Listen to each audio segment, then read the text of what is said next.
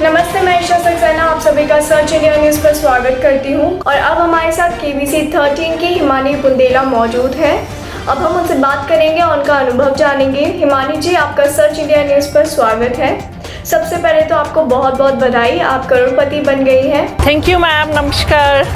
मैं आपसे जानना चाहूँगी 1 करोड़ के सवाल का जवाब देकर आप कैसा महसूस कर रही हैं और आपका अनुभव क्या रहा? मैम, अभी जो फीलिंग है उनको शायद एक्सप्रेस करने के लिए मेरे पास कोई वर्ड्स नहीं है। वहाँ जाकर मुझे जो रिस्पेक्ट मिला, पर मुझे ही नहीं, मेरे पेरेंट्स को जो रिस्पेक्ट मिला, उसके सामने हर एक अमाउंट बहुत छोटा है। उसकी जो फीलिंग है वो शायद हम एक्सप्रेस नहीं कर सकते वर्ड्स में। अब मैं चाहूँगी कि आप अपना बैकग्राउंड थोड़ा हमें ब्रीफ करें ताकि जो हमारे दर्शक है वो समझ सके कि आपने कितना संघर्ष किया है और आज जो आपने मुकाम हासिल किया है उसके पीछे आपकी कहानी क्या है।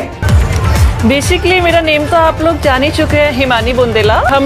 हमारी जो फैमिली है वो बुंदेलखंड से बिलोंग करती है, बट मेरा जो बॉर्न है मैम वो आगरा में ही हुआ है और मेरा सारा स्कूलिंग जो है वो जॉन मिल्टन पब्लिक स्कूल से हुआ है आगरा में। लेकिन जब मैं 11th क्लास में तब मेरा एक एक्सीडेंट की वजह से विजन लॉस हो गया। तो विजन लॉस होने के बाद लाइफ में बिल्कुल एकदम लगातार सब ब्लैंक हो चुका है। बट एक ऐसा मोड़ मिला, लखनऊ की एक यूनिवर्सिटी के बारे में जब मुझे पता चला तो लगा कि अभी भी लाइफ में करने के लिए बहुत कुछ बाकी है। और वो यूनिवर्सिटी थी एशिया की फर्स्ट रिहैबिलिटेशन यूनिवर्सिटी जिसका नेम है doctor Shakuntala Mishra national rehabilitation university Lucknow. करोड़पति तक आप पहुंची, लेकिन मैं जानना चाहूँगी कि हॉट सीट पर पहुंचने के लिए आपने कितना संघर्ष किया, आपके लिए कितना मुश्किल रहा और आप कितने सालों तक ट्राई करती रही? बेसिकली मैम, केबीसी का जो मेरा सफ़र था ये कुछ महीने या साल, 2 साल, 4 साल, 5 साल का सफ़र नहीं है, बहुत ही लॉन्ग जर्नी है। Because I know very well, जब मैं सिर्फ 5 या 6 साल की थी तब से मैं केबीसी का क्विज खेलती थी अपने फ्रेंड्स के संग और उसमें मैं खुद अमिताभ सर बन जाती थी। माइंड में था कि एक दिन मुझे भी इस हॉट सीट पे बैठना है। हमेशा से माइंड में एक चीज़ चलती थी कि यार वो दिन कब आएगा कि एक दिन मैं भी इस हॉट सीट पे बैठूंगी और अमिताभ सर के संग केबीसी खेलूंगी। फाइनली सोनी लिव ऐप जब आया तो चीज़ें बहुत इजी हुई। जब मुझे लगता है 12-13 साल की थी तभी से रजिस्ट्रेशन करती थी, तो रजिस्ट्रेशन में हमेशा मैसेज फेल हो जाता था, तो कभी कभार तो मैं डिसअपॉइंट भी होती थी। लेकिन जब सोनी लिव ऐप आया और उसमें जब रजिस्ट्रेशन किया और उसमें रजिस्ट्रेशन के बाद कॉन्ग्रेचुलेशन सक्सेसफुली रजिस्टर्ड करके मैसेज आने लगा, तब एक श्योरिटी आ गई कि लगता है ड्रीम कभी ना कभी तो पूरा होगा। अमिताभ बच्चन से मिलने का आपका सपना था, तो जब आप उनसे मिली तो कैसा रहा?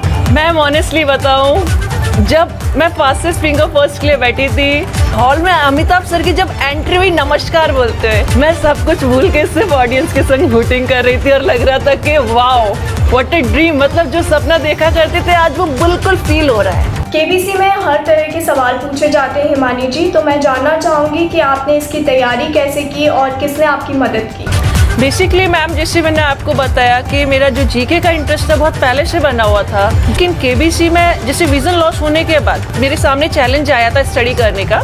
लेकिन उसमें मेरे फैमिली, मेरे फ्रेंड्स, मेरे भाई बहन, मेरी चेतना दीदी, भावना दीदी, पूजा, मेरा भाई रोहित, सबका इतना पॉजिटिव सपोर्ट रहा। मेरे प्रोफेसर्स यूनिवर्सिटी के और हमारे केंद्रीय विद्यालय संगठन की फैकल्टी, जो स्टाफ मेंबर है, सबका बहुत अच्छा कोऑपरेशन रहा। इवन मेरे जीजू स्पेशली, जो कि हमारी फैमिली में सबसे बाद में ज्वाइन हुए हैं, उनका सबसे पॉजिटिव फीडबैक रहा कि नहीं तुम कर सकती हो। हमारी गवर्नमेंट ने हम लोगों के लिए बहुत अच्छी फैसिलिटीज़ दी है जिसको हम सुगम्य पुस्तकालय बोलते हैं। तो बहुत सारी ऑडियो बुक्स है, मैंने वहाँ से कंटेंट लिया। देन मोबाइल में स्क्रीन रीडर सॉफ्टवेयर की हेल्प से मैंने स्टडी करके अपना सारा प्रिपरेशन करती रही। अब हिमानी जी, मैं आपसे जानना चाहूँगी कि आपने कितने घंटे पढ़ाई की, क्योंकि बहुत से ऐसे लोग हैं जो करोड़पति में जाना चाहते हैं, वो ट्राई करते हैं उस हॉट सीट के लिए पर वहाँ तक पहुँच नहीं पाते हैं और निराश हो जाते हैं। तो अगर उन्हें करोड़पति में जाना है तो उन्हें किस तरह से वर्क करना चाहिए, वहाँ तक पहुँचने के लिए उन्हें क्या करना चाहिए? मैम बेसिकली मैं अपनी स्टडी कभी भी आर्ट्स पे डिपेंड नहीं करती, अपने टॉपिक पे डिपेंड करती हूँ कि मुझे आज ये टॉपिक कवर करने हैं। मैं कभी ये नहीं सोचती कि आज मतलब 5 आवर्स 6 आवर्स स्टडी कर रहे हैं, बिकॉज उस बीच बहुत सारी चीज़ें में बहुत सारा गैप भी आ जाता है। कभी कोई बुला लेता है या हमको अर्जेंट कोई कॉल आ गया, इसलिए मैं कभी टाइम नहीं, मैं टारगेट सेट करती हूँ कि आज मुझे, जैसे मैम मैं विजुअली चैलेंज हूँ तो मैं अपने सारे नोट्स जो है ऑडियो में प्रिपेयर करती हूँ। मेरे पास ऑडियो के नोट्स है, नियरली मुझे याद है केबीसी के लिए मैंने लगभग 600 ऑडियो नोट्स बनाए थे, मतलब 600 ऑडियो क्लिप्स है मेरे पास। तो मैं रेगुलर टारगेट सेट करती थी कि आज मुझे इतने आवर्स में इतने ऑडियोज कंप्लीट करने हैं। तो मॉर्निंग में अगर मैं 5 o'clock उठ रही हूँ तो 5 o'clock से 8 o'clock तक मुझे 100 ऑडियो अपने कंप्लीट्स करने हैं। देन नाइट में मुझे इतने 50 ऑडियो कंप्लीट्स करने हैं। फिर कल मुझे इस टॉपिक पे कमेंट करनी है। मैंने अपना टारगेट इस टाइप से सेट किया हुआ था। तो मान लीजिए पहले आप डॉक्टर बनना चाहती थी, फिर आप टीचर बन गई, तो ये स्विच क्यों हुआ? ये एक्सीडेंट की वजह से जो मुश्किलें आई उसकी वजह से हुआ, या आपने खुद ही चेंज किया कि नहीं मुझे डॉक्टर नहीं टीचर बनना है? तो मैं जानना चाहूँगी कि आपके करियर में ये स्विच कैसे आया?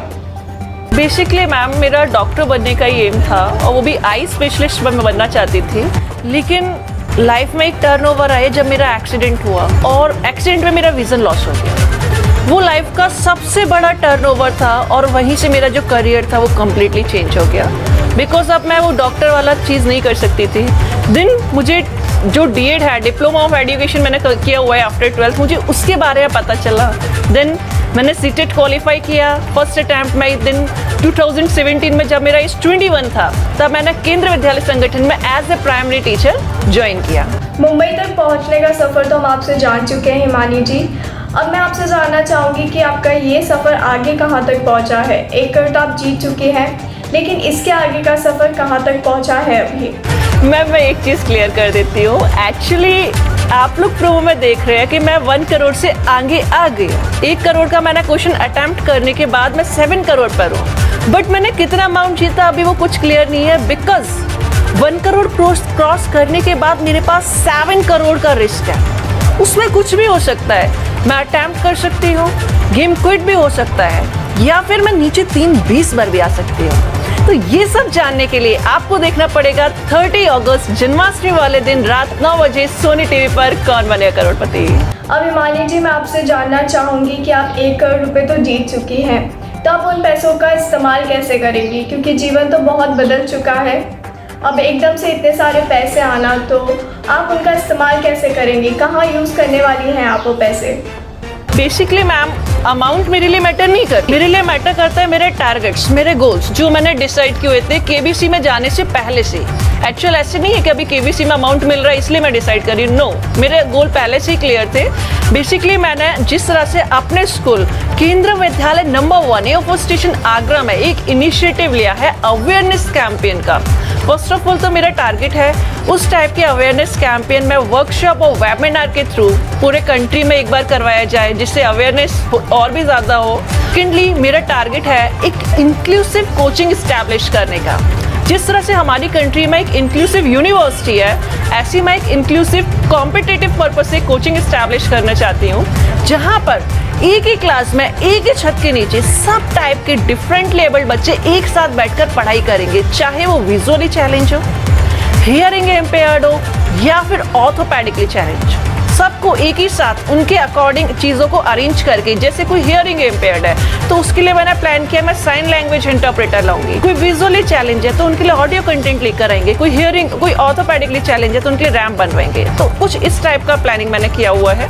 देखते हैं कितना आगे होता है, बट प्लानिंग मेरा है, मुझे ये करना है। अब मेरा सवाल हिमानी जी आपसे ये है कि जब आप हॉट सीट पर बैठी थी और आपके सामने अमिताभ बच्चन जी थे, तो हमने अक्सर देखा है कि प्रतियोगी थोड़े डर जाते हैं। उनके मन में एक सवाल रहता है कि हम इस सवाल का जवाब दे पाएंगे या नहीं, और वो थोड़े नर्वस भी हो जाते हैं। तो मैं जानना चाहूँगी, समझना चाहूँगी कि उस समय आपकी फीलिंग्स क्या थी? आपने अपनी भावनाओं को कैसे कंट्रोल किया?